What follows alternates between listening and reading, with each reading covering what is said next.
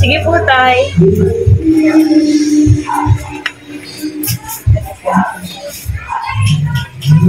Ay, yung tools pa kihanap ko nga saglit doon, nilagay ko lang ata doon yung tools. Sige po, wait lang. Giselle! Po! Makihango ka nga ng sampay?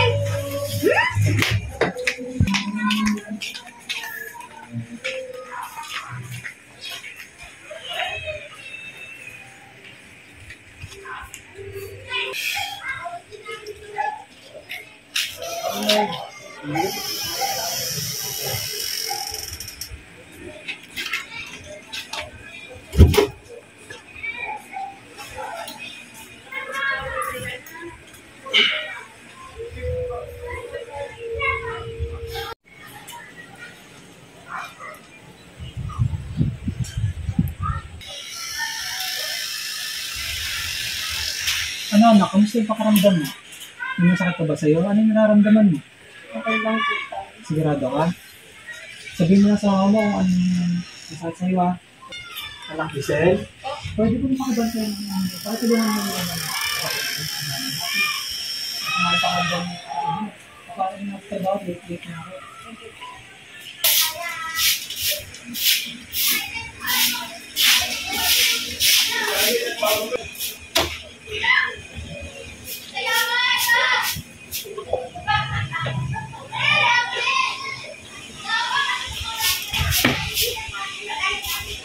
Mark, tara rito. Isang hapon po. May gusto ko sabihin sa'yo eh. Ano po yun? Kasi may nag-offer sa akin yung kaibigan ko na siya na rin yung magpapalinis nito. Kaya kailangan natin tagalin. Sabi mo naman po. May sakit po yung isa ko anak. Doon na problema yan, Mark. Okay, sige na sir, bakit? Hindi na talaga problema yan, Mark. Please lang sir. Pumasok ko doon sa construction. Doon na pumasok pero hindi na ito pwedeng tanggapin dito kasi hindi maglilinis na neto.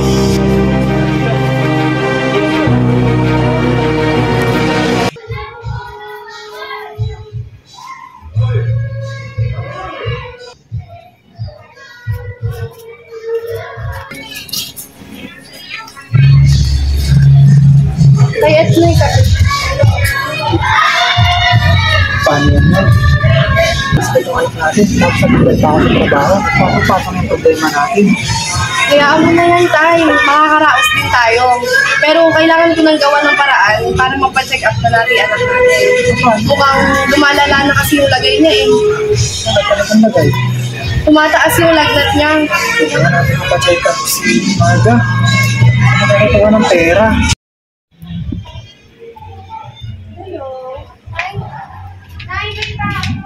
Sino yan? Sino po sila? Medical mission kasi ako. Nagpapatupad ako ng mga libreng pang medical para sa mga may sakit dito. Meron din ba bang kasama? Magandang hapon po. Magandang hapon po. Tuloy po kayo. Pasensya na po at walang ilaw ang aming ayos lang po. Ano po yung sadya niyo, ma'am?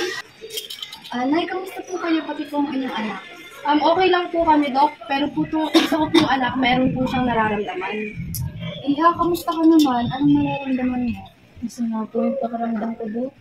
Bukod sa masama ang pakiramdam mo, ano pang mga sintomas ang inyong nararamdaman? Umiuwi po ako. Ha? Ano pa, nilalagnat ka ba, Iha? Opo, pinakulan na po. O mga ilang araw ka nang nilalagnat?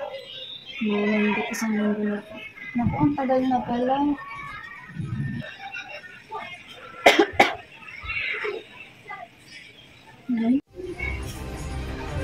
Ay, hala, anak! Bakit may dugo yan?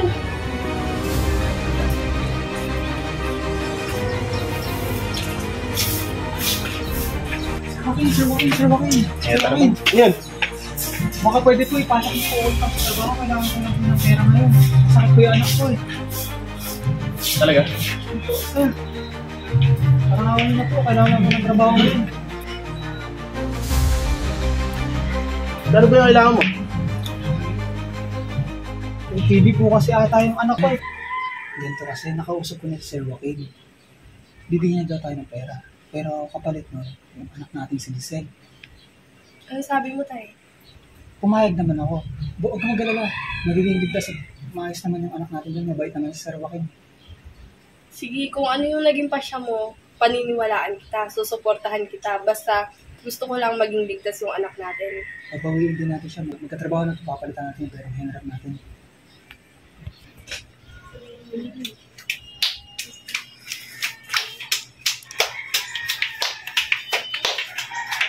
Giselle, anak, magbihis ka, alis tayo. Saan po? Basta anak, magbihis ka lang. Masaya doon.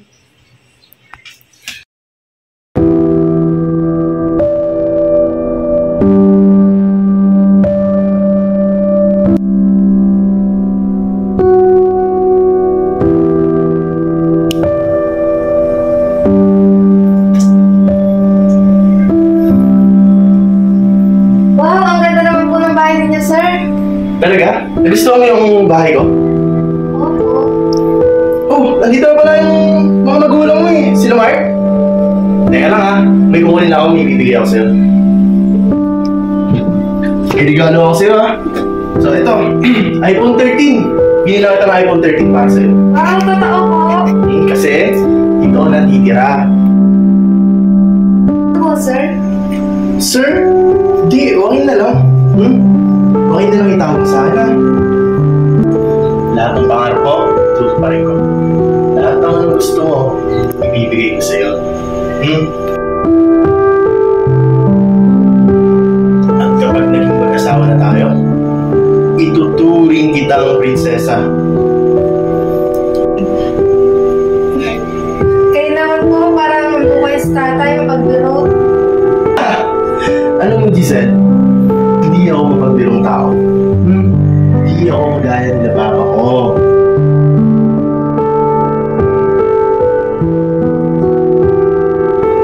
At kapag naging asawa na kita, mula ngayon, akin ka na. Sir.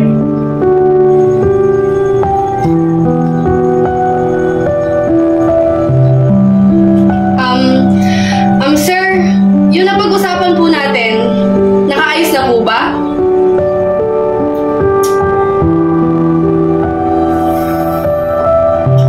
Oo. Oo naman. Andito. Pera.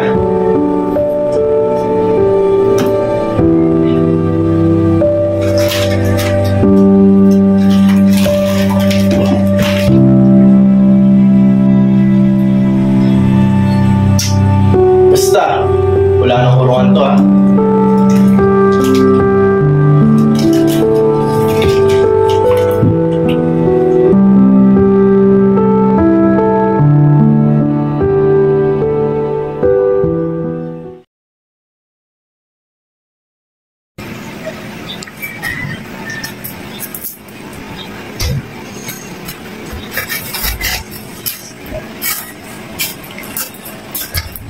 Anong klaseng laba to?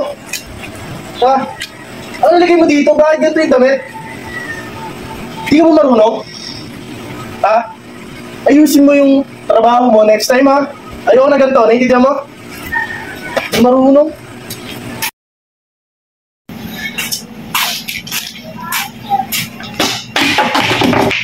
At titingin mo dyan, ha?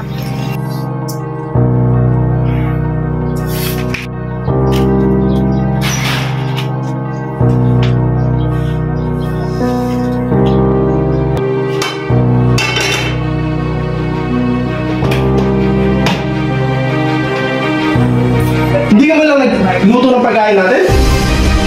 Kahit magsayang ng kain, hindi mo man lang magawa. Ha? Panay ka cellphone. Dapat ang ginagawa sa'yo ganito. Tatanda ka.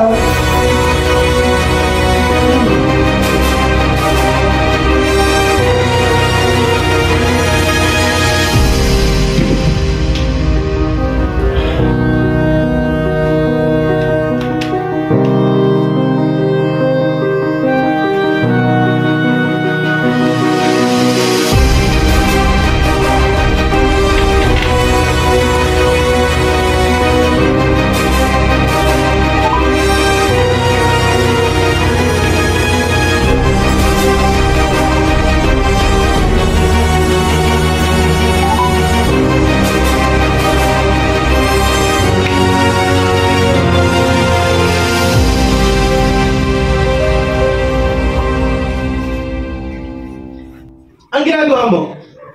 Bakit hawak mo yung cellphone mo, ha? Sino tinatawagan mo? Yung magulang mo? Ano yan? Ano yung cellphone na yan? Diyan ka! Tumatawag ka pa talaga sa magulang mo, ha? Sa tingin mo ba may magagawa sila? Wala nang magagawa yung magulang mo. Ha? Tatakbo yun sa kokote mo, ha? Hmm? Hmm?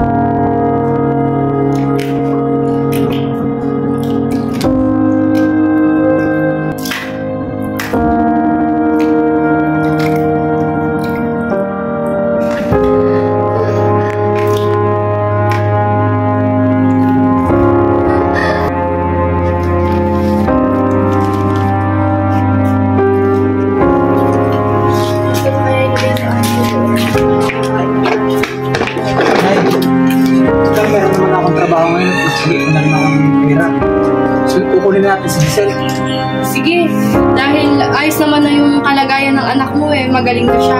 At saka bilang isang ina, meron akong nararamdaman na hindi maganda na nangyayari sa anak natin. Sundin na natin siya sa lalong madaling panahon.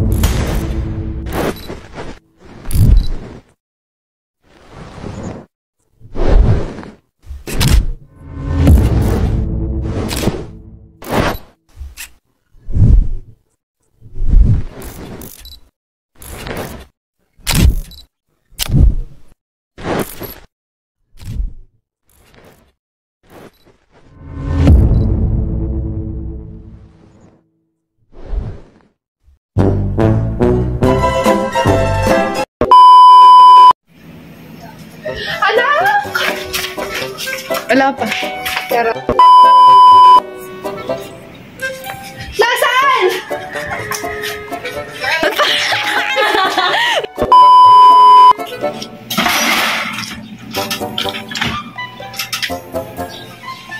Wait. Anak, magbihis ka, may pupuntahan tayo.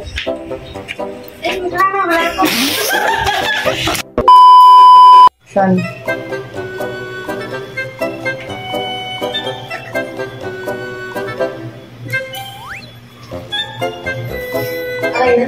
Wait, diretso na yun.